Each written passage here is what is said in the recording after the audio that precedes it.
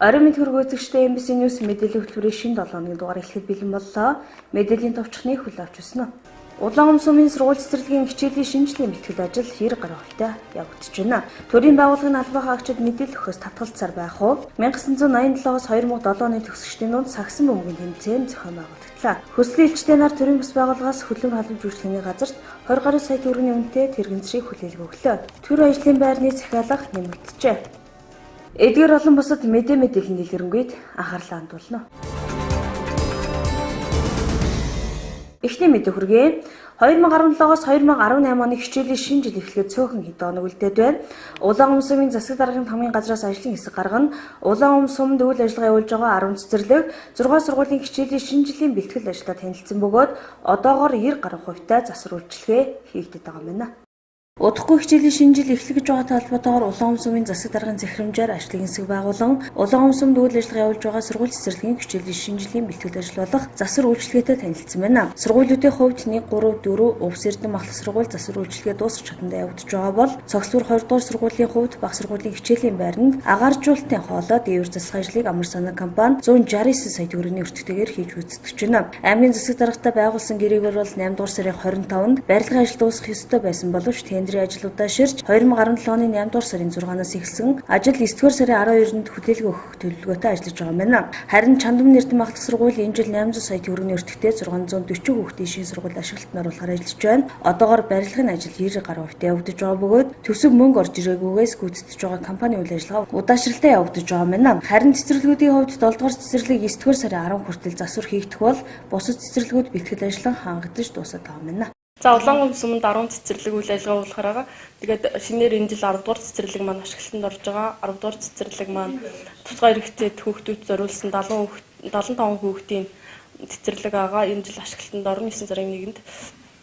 Тэгээд бэлтгэл ажил маань ерөнхийдөө гайгүй 100% ашиглалтанд орох ёстойгоос одоо бас зарим нэг ажлууд нь дутуу байгаа. Тэгээд утгагүй хүүхдүүдэд хүлээж авах байхаа. Тэгээд 2 дугаар сургуулийн баг сургууль буюу 7 дугаар цэцэрлэг маань одоо агааржуулалт нь бас болохгүй байгаагаас 169 сая төгрөгийн төсөв төртөгтэйгээр амар санаа хариуцлагатай хувьцаат компаниудаа үйл ажиллагааг 8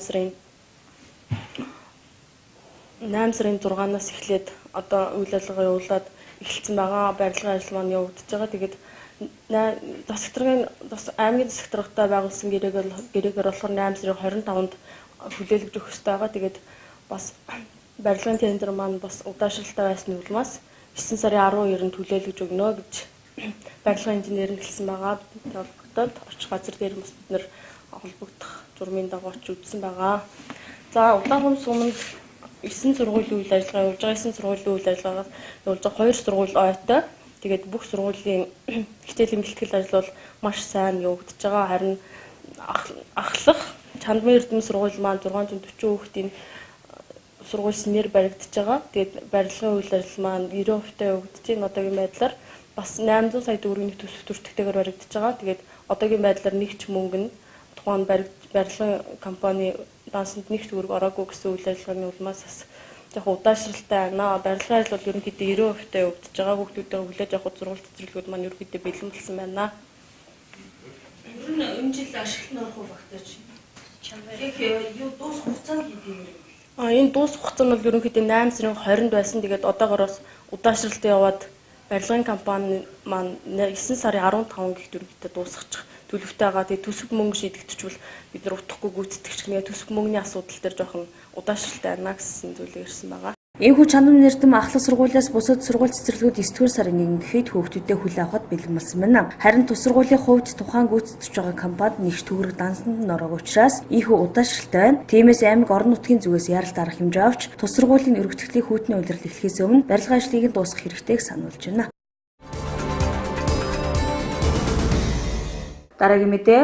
Манай телевизийн Булжины бошгүй нэвтрүүлгийн өнгөрсөн 7 хоногийн дугаарт цөөнг үзэгчид халамжийн тэтгэмжийн мөнгө 3-4 сараар нь авч чадахгүй байх гэсэн гомдлыг ирүүлсэн юм.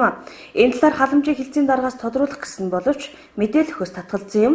Ийхүү төрийн байгууллагын албан хаагчид мэдээлэл өгөхөөс татгалзах явдал удаа дараа гарсаар байна. Манай телевизийн Булжины бошгүй нэвтрүүлгийн өнгөрсөн 7 хоногийн дугаарт одоо иргэдийн зүгээс халамжийн мөнгө одоо 3-4 сараар авч чадсангүй, асаргааны мөнгө авч чадсангүй гэсэн ийм гомдлууд маш ихээр ирүүлсэн юм а. Тэгэхээр дөхөн хөдөлмөр халамж үйлчлэгээний газар бас ирээд байна. Халамжийн хилцээний даргаас энэ талаар бас мэдээлэл авах гэсэн боловч мэдээлэл өгөхгүй гэсэн юм байр суурьтай байна. Юунаас болж иргэд маань одоо халамжийн мөнгө авч чадахгүй байна гэдэг дээр асуултан дээр бас хариулт өгч чадахгүй сууж байна. Өнгөрсөн жилүүдэд бол яг албан ёсны хүмүүсийн одоо төрийн сан ч юм уу тийм ээ халамжийн газраас өгдөг тайлбараас харахад бол за санхүүжилт дутуу орж ирдэг гэсэн юм мэдээлэл өгдөг байсан. Үүнтэй холбоотой байх гэж бас бодож байна. Энэ аймгийн халамжийн хилцээний дарга нь бас одоо яг өнөөдрийн байдлаар за одоо жишээ нь одоо өнгөрсөн сард хичнээн халамж авах хэрэгтэй за төдөн хүнд олгохтой байгаа ийм мэдээлэл сууж байна. Тэгэхээр яг ямар хүн одоо та бүхэнд хандсан юм бэ? Манай байгууллагатаар бол ийм мэдээлэл ирээгүй гэсэн. Ийм учир утгатай зүйл бас яриа сууж явах юм а. За одоо хэвлэл мэдээллийн байгууллагад иргэд маань төрийн байгууллагаас илүү ханддаг. Ягаад тэгэхээр төрийн байгууллагатаар итгэх итгэл бас алдарсан учраас аль юу юунаас илүү хэвлэл мэдээллийн байгууллагт ханддаг. Тэгэхээр төрийн албан байгууллагын ажилчид яах ёстой юм гэхээр хэвлэл мэдээллийн хэрэгслийг харж агаад тэрэнд одоо тухайн мэрэгчлэнүүдэд одоо тайлбарыг өгүүлдэг ийм жишээг бас тогтмоор байгааг энэ одоо мэдээлэлээс бас харагдаж байна. Тэгэхээр цаашд бол ямар ч төрийн байгууллагын албан хаагчид мэрэгчлэнүүд за ядчил одоо иргэдээс ирсэн гомдлыг хэвлэл мэдээллээр сонсож агаад тухайн одоо асуудлыг цаг тухайд шийдвэрлээд явах нь зүйтэй юм болов уу? Төрийн байгууллага бол төр төмнийхээ төлөө ажилладаг байгууллага. Тэрнээс биш одоо нэг хүнээс ч гомдол ирээгүй байна. Энэ асуудал ингэ явж байд юм а гэсэн нэг л юм элементарны яг нэг хэвийн цутгацсан ийм байдал одоо ажиглагдсаар байна. Тэгэхээр цаашид бол зөвхөн халамжийн байгууллага гэлтгүй тийм ээ бүхэл байгууллага энэ тал дээр анхаарч ажиллах хэрэгтэй байна, шаардлагатай байна. Ийхүү халамжийн мөнгө 3-4 сараар нь авахгүй байгаа иргэдээс гомдол ирдэгч тухайн хариуцж байгаа байгууллагаас мэдээлэл хийлгүү төхөрлөө. Хариуцж байгаа байгууллага бол халамжийн хилцээс авсан албан бус мэдээллээр санхүүжилт бага орж ирдэг иргэд өөрсдөө очирлож авч чаддаггүй байх гэсэн тайлбарыг өгсөн юм. Уг нь тус байгууллага төсөв мөнгийг шийддэггүй ч гэсэн ямар шалтгааны улмаас төсөв мөнгө хүрэлцдэггүйг нь ядаж энгийн иргэдтэй тайлбарлал суумаар. Гэвч ийм байдал алдагцаар байна. Төрийн байгууллагын хурган дарга нар мэдээлэл өгдөггүй байдлыг хизээ таслан зогсоох бай дарга нараа. Уг нь төрийн байгууллагын албан хаагчид иргэдтэй нээлттэй байж мэдээлэлээр хангах ёстой байтал зөвхөн сэтгүүлчдэд мэдээлэл өгөх гэж байгаа юм шиг үүргээ ухамсарлалтгүй байдлыг өөрчлөх болсныг энэхүү мэдээлэлээр дамжуулан дахин нэг анхааруулъя.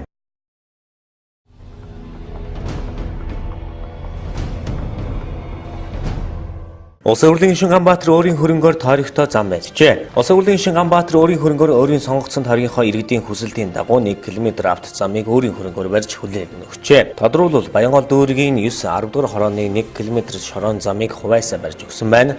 Уг замыг хатуу уучлалтаа явган замтаа нь ижбүрнээр барьж гүйцэтгэсэн бөгөөд өнгөрсөн баасан гарагт хүлээн өгсөн байна. Өвөлдөө халдиргаа гулгай ихтэйгээс үүдэж осол аваар их гардаг энэ хэсэгт хучилд хийх хүсэлтийг үе үеийн улсын хурлын гишүүн нийслэл дүүргийн засаг дарга нарт тавьж ирсэн төсөв байхгүй гэсэн шалтгаанаар хойшлуулсаар иржээ. Харин нүдэд тус тойргоос сонгогдсон улсын хурлын гишүүн Ганбаатар иргэдийн хүсэлтийг ийм биелүүлсэн байна. Уг замыг нийт 600 сая төгрөгөөр барьсан бөгөөд ашиглалтанд орсноор хашааны газар үл хөдлөх хөрөнгийн үнэлгээч бодтойгоор нэмэгдээ зогсохгүй шороо тоос дуу чимээнээс холдох боломжтой болжээ. Уг зам үерийн талантай ойрхон учраас замын чанарт онцгой анхаарч асфальтын доор хүчтгсэн бетон суулгасан талаар гүйцэтгэгч Чодор компани ерөнхий инженер онцлсон юм а. Харин энэ ажлын талаар улсын хурлын гишүүн Ганбаатар надад итгэл үзүүлэн нийслэл эрдэнэ нөлөөчтэй хурлуулна. Улсын хурл сонгосон 9-10 дугаар хорооны иргэд та бүхний өмнө амлсан амлалтаа ажил хэрэг болгоно ахуй амьдралаа залгуулдаг энэ замыг хувийн хөрөнгөөрөө барьж өнөөдөр нээлтийг хийж байгаадаа баяртай байна хэмээн онцлсон юм а. Намайг хувийн хөрөнгөөрөө зам барьж байгаа гэхэд итгэж ядсан хардар сэрдсэн байдлаар хандаж төрөөс төрж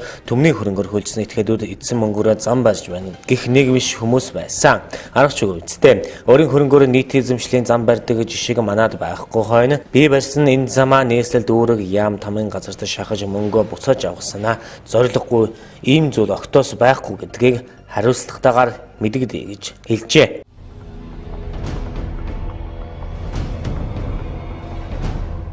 Энэ жилийн жилд 41 мянган оюутанд зээл олгоно. Оюутны хөгжлийн зээлээр дамжуулан сургуулийн төлбөрийн зээл хамрагдах боломжийг засгийн газраас өнгөрсөн онд гаргасан билээ. Өөрөөр хэлбэл сургуулийн төрийн сан гэж байсныг өөрчлөн боловсролын зээлийн сан болгож түүгээр дамжуулан оюутнуудад 3 төрлийн сургуулийн зээлийг өнгөрсөн жилээс эхлэн олгохоор шийдвэрлсэн юм а. Өнгөрсөн оны хичээлийн жилд сургуулийн төлбөрөө төлөх боломжгүй 74 мянган оюутны суралцагч 2 болон түүнээс дэш хүүхэд нь зэрэг суралцж байгаа. Өрхийн 1 хүүхэд олгох сургуулийн төлбөрийн буцалтгүй тусламжийг 1500 орчим оюутанд олгох тооцоог боловсрол соёлын шинжилгээ спорт яамнаас гаргаад байсан. Мөн улсын хэмжээнд 164 мянган оюутан төрийн болон төрийн бүс өмчийн их дээд сургуульд суралцдагын 125 мянган бакалаврын өдрийн ангид суралцдаг гэж мэдээлж байна. Энэ хичээлийн жилд 41 мянган оюутныг зээлд хамруулах тооцоог засгийн газраас гаргажээ. Оюутны хөгжлийн энэ зээлийн гол онцлог нь оюутан төгсөөд дипломоо заавал барьцаалах шаардлагагүй.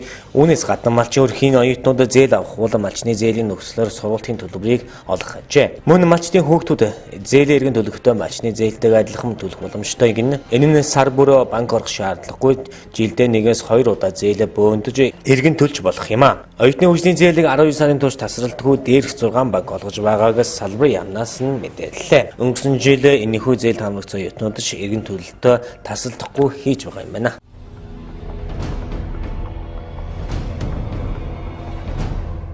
Цахим орчинд хагас жилдээ 6 тэрбум төгрөгийн хохиролтой 11 хэрэг үлдэгдэжээ. Эрүүгийн цагдаа албаны урьдчилсан сэргийлэх тасгаас иргэдэд зориулан дараах сэрэмжлүүлгийг хүргэж байна.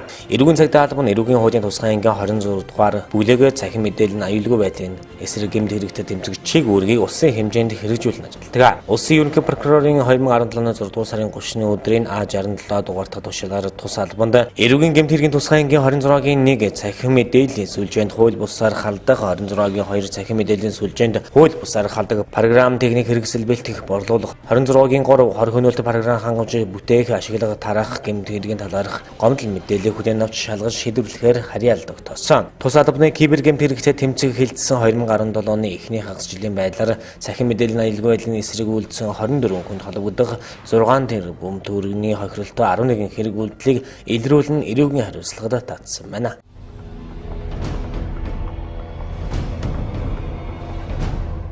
Хүннүү эйр компани 66 хүний амийг эрсдэлд оруулжээ. Хүннүү эйр компани Улаанбаатар чиглэлийн 162 дугаарт MML 161 Fokker 50 загварын онгоц Ослын буулд гэжээ. Хөөрөө төлөвлөгөө онгоцны нэг хөлгүүрт нь гэмтэл гарч эрсдэлтэй нөхцөл хүрсэн байна. Улмаар Хөвсгөл аймгийн Мөрөн хотын нисэх онгоцны буудалд Ослын буудал хийж газарджээ. Тухайн үед Fokker 50 загварын онгоцонд 66 хүн зорчиж байсан байна.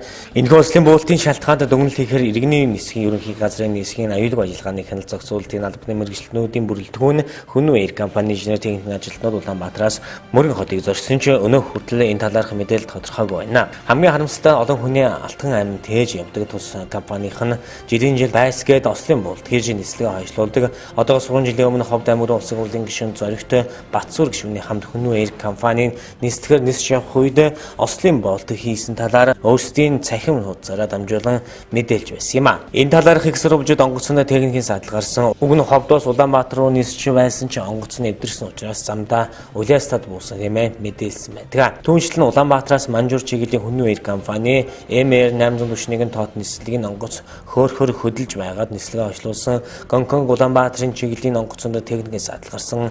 Мөн энэ чиглэлийн MR885 онгоц нь 3 цаг гаруй саадсан гэд Хүннүү эйр компанийн зорчигчдын амнаас эрсдэлд аюулд оруулсан мэдээлэлд цөөнгөө байдаг юм а.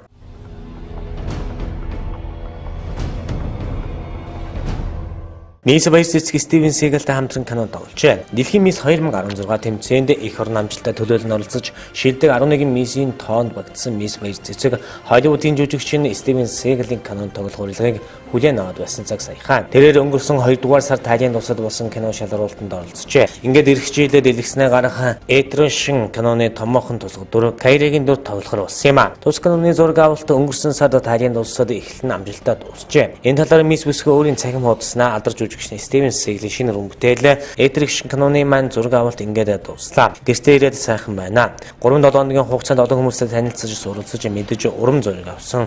Мартагдгааргүй гайхалтай аялал байлаа. Мөрөөдөлтөд алхмаар ойрцсон амжилт бүхэн минь хэн нэгний тус дэмжлэг үргэлж байсан. Тийм ч болохоор би ч гэсэн хүнд хэрэгтэй чадхаараа тусалдаг, хуваалцдаг, дэмждэг хүн байх зорилго тавьсан гэжээ. Тэрээр энэ сард Америк нэгдсэн улсын Вашингтон хотод зохиогдох их дэлхийн мэс тэмцээний зочин шүүгчээр ажиллахаар бэлдэж байгаа юм байна.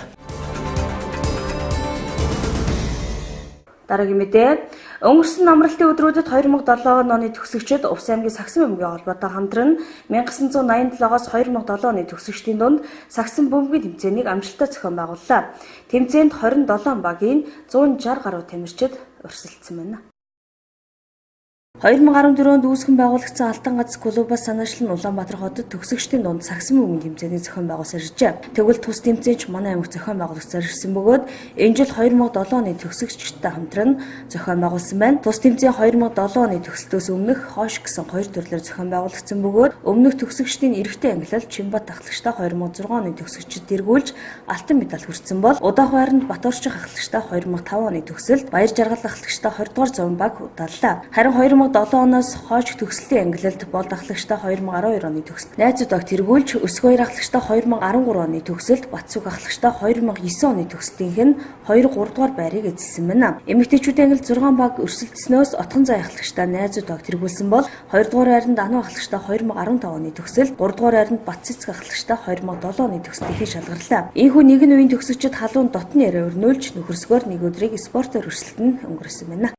2014 онд аймагт 2 дахь үүсгэн байгуулагдсан Алтан гац клубээс санаачлан Улаанбаатар хотод зохион байгуулагддаг төгслийн тэмцээнийг 2014 анх удаа Увс аймагт үеийн төгслийн тэмцээнийг зохион байгуулж гисээс хойш энэ жил 4 жилдээ зохион байгуулагдаж байна.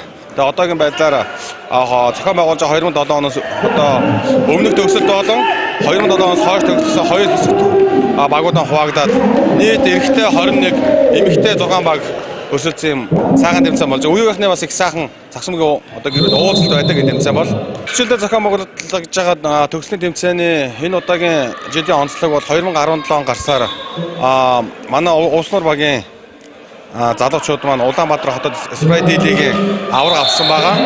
За мөн оюутны лигийн 2016 оны алтан медалийг манай Улс нур багийн тамирчин Баян мөнх Батбаяар энэ жил оюутны универсиадын мөнгөн медалийг бол манай Улс нур шгшээ багийн тамирчин Болднаар авчирч бас бид өхний баруун бүсийн 13 онд авсан алтан медалийг бол улам ахиулж улсын хэмжээний одоо медальт хүргэсэн байгаа. Одоо цаашдаа бол Улс нур баг болон Увс аймгийн Сагсан бөмбөгчдийн эрэгтэй болон эмэгтэй шгшээ багийн тамирчдын амжилт бол ойрын 10 жилд бол одоо тун өнгөлөг харагдаж байна. Ялангуяа 2010 оны төгсөлт 1994 оны залуучуудын үе бол одоо ирээдүйд Увс аймгийн Сагсан бөмбөгийг ойрын хугацаанд тодорхойлох байхаа гэж найдаж байгаа. Бүх Сагсан бөмбөг тамирчид тэдний гэр бүл хөгжөөнд дэмжигч та бүхэндээ бас энэ Сагсан бөмбөгийн баярын бас халуун мэдээ хүргье гэж бодож байна.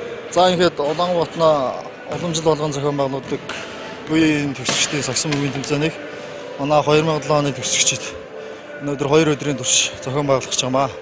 Тэгээ өнөөдрийн байдлаар одоо тэмцээнд 18 багийн бараг 163 тамирчид оролцож байгаа. Тэгээд энэ тэмцээнийг одоо зохион байгуулахад одоо тус дэмжиж байгаа Увс аймгийн Сагсан бөмбөгийн холбоо Алтан гац клубын ах нартаа бас маш их баярлалаа.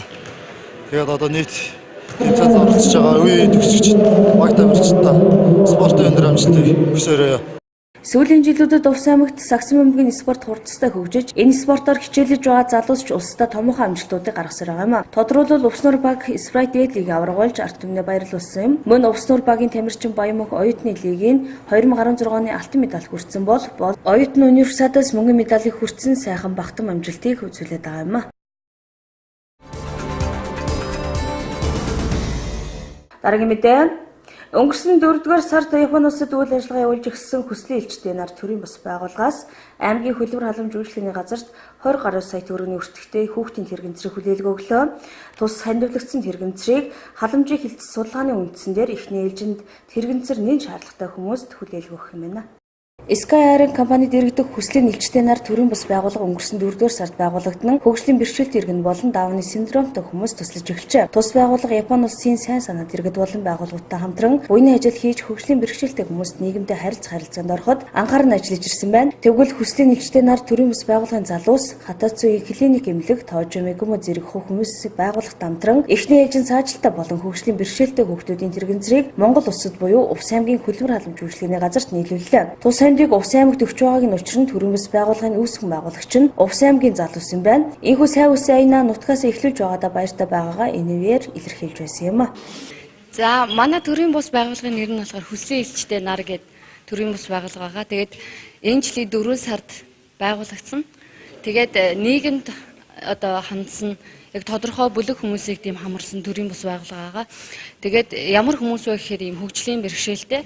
Тэгээд одоо Дауны синдромтой ч юм уу тийм хүүхдүүд зориулсан тийм үйл ажиллагаа явуулдаг тийм төрийн бус байгууллагаа. Тэгээд энэ байгууллагынхаа хүрээнд болохоор энэ хүн болохоор манай Японд төлөөлөгч байгаа. Нэр нь болохоор Сато Сачико гэдэг. Тэгээд энэ хүн маань одоо манай тэрэгэн цэрүүдийг одоо ингээд Японоос олж өгөөд тэгээд бид хэд би болохоор увсад төрсөн. Уус нутгийн хүн байхгүй юу. Тэгээд төрсөн нутгаасаа энэ үйл ажиллагаагаа эхлүүл зүгээр ах гэж бодоод тэгээд ингээд Увс аймгийн энэ халамжийн газарт ингээд өгж байгаадаа маш их баяртай байна. Үнийн дүнгээр бодох юм бол ойролцоогоор дунджаар тооцоолвол нэг 20 сая төгрөгийн тэрэгэнцэр одоо энэ хүүхдийн юу нь болохоор тэрэгэнцэр нь болохоор 5 ширхгийг тэгээд энэ болохоор энэ төрслөгтэй ийм сандал нэгийг тэгээд ийм хөл дуруулагч хүүхдийн хөл дуруулагч дөрвийг ингээд нийт 10 төрлийн зүйлсийг ингээд халамжийн төвдөө ингээд гардуулж өгч байгаамаа. Юмэно тайо но манай энэ хүсээжтэй нарын Японд төлөөлөгч байгаамаа. Туяа сантаа ингээд хамтраад энэ сайн дурын үйл ажиллагаа явуулж байгаадаа маш их баяртай байна. Тэрэгэнцрүүдийг болохоор Японы Хатацу гэдэг нэртэй хөгжлийн бэрхшээлтэй хүүхдийн тийм тусгай эмнэлэг байдаг байхгүй юу. Тэгээд тэрнээс ингээд Тоожо гэдэг эмчийн одоо санаачлагаар энэ тэрэгэнцрүүдийг одоо ингээд авахар болсон. 6 жилийн өмнө болохоор Улаанбаатарын Чингэлтэй дүүрэгт энэ бас ийм тэрэгэнцрүүдийг явуулж исэн юм байна.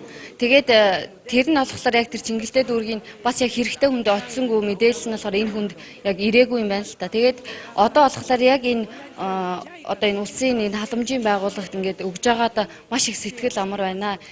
Тэгээд одооноос болохоор яг энэ халамжийн төвөөс яг ийм хөгжлийн бэрхшээлтэй ямар хүүхдүүд байгаа мэдээллийг нь авч цуглуулад тэгээд одоо энэ JICA-таас хамтраад тэгээд дахин ийм үйл ажиллагааг дахин хийх болно. Тэгээд хамтарч ажиллахад сайхан байна гэсэн. 私もボランティアでこうやっていきたいと思います。はい。 2011 онд Японы улсын нэгэн хүмүүнлэгийн байгууллагаас Улаанбаатар хотын Чингэлтэй дүүрэг ийм тэрэгэнцрийг хүлээлт өгч байсан ч яг эзнээ олж очсныг мэдээгүй тайлангаач явуулаагүй байна. Тиймээс энэхүү тэрэгэнцрийг нүдээ олсон эзэнд нь олгохын тулд халамжийн байгууллагаас ямар судалгааны үндсэн дээр өгөх талаар тодорхойлсон юм а. Увс аймагт хөгжлийн бэрхшээлтэй нийт 389 хүүхэд бүртгэлтэй байгаа. Тэгээ өнөөдөр энэ Япон Монголын хамтарсан хүслийн элчтэй нар төрийн бус байгууллагаас манай аймгийн хөгжлийн бэрхшээлтэй хүүхдүүд хандаж тэрэгэнцэр хөлд оруулагч өгч байгаа Увс аймгийн халамж үйлчлэгээний хамт олонны зүгээс баярлсан талархснаа илэрхийлж байна юм байгаа. Эзэндээ хүрэхийн тулд одоо халамжийн байгууллагаас яг ямар одоо ажлууд хийдэг? Халамжийн байгууллагаас эзэнтэн хүрэхээр бүртгэлтэй хүүхдүүд байгаа тэрэг аавна гэж захиал өгсөн. Одоо эндээс бол 3-ыг нь гэрт нь аваач өгөх юм байна эднэр.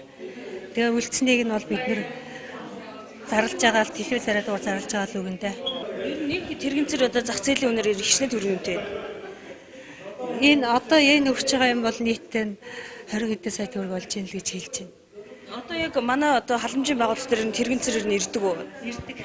Нэг эрэхтэй бол 800-аас сая 200 төгрөгийн үнэтэй хооронд тийм үнэтэй өгч байгаа. Ер нь яг жилд одоо тэдний хүүхд олгогдно гэсэн юм байдаг уу? Байхгүй дээ. Хэрэгцээгээр л авах шүү дээ. За би энэ манай хүүхд баярлалаа цэцэрлэгээс хэцэрлэгт явдаг. Тэрний багш нь хэлээд халамжийн хүмүүнлэгийн байгууллагын тэрэгэнцэр өгч чад баяртай байна. Тэгээ бүх хүмүүст нийлүүлж аваад эмэний хүүхд тэрэгэнцэр өгсөнд маш их баяртай байна. Би хандсан урд нэг хандаад нэг тэрэг авсан. Тэгээ одоо 3 жил өнгөрөөд тэгээ уул нь тэрэг нас муудаад одоо дугуй мууган ингээд юу юм салцсан байгаа те явахгүй болсон те би халамжийн хүмүүс хэлсэн чинь тэгээ энд ийм шин тэрэг өгч байгаа ирж шин тэрэг аваарай гэхээр би хөвгтөн авчираад тэгээд тэрэг авчихсан. Тийм би бас урд нь өндөр байдсан би байлаа би урд нь авсан тэгээ халамжийн байгууллагаар эндээс халамжийн хүмүүс миний хөвгт бас туслаад мөнгө төгрөгийн эндээс гаргаад миний хөвгт шин тэрэг авчираад тэгээ 3 жил миний хөвгт яваад тэрэн дээр суугаад тэгээ одоо тэрвээс холих болцсон байсан чи одоо шин тэрэгтэй болоод баяртай байна. Ийхүү улсын залуус төрсөн нутгийнхаа ирээдүй болсон бяцхан өрсөд туслах чин хүсэл тээжирчээ. Тэдний чин хүслийг мохоолгүй тэрэгэн цэрийг сайн судалгааны үндсэн дээр нүдэн олсон эзэнд нь олгож ажиллах хэрэгтэй болов.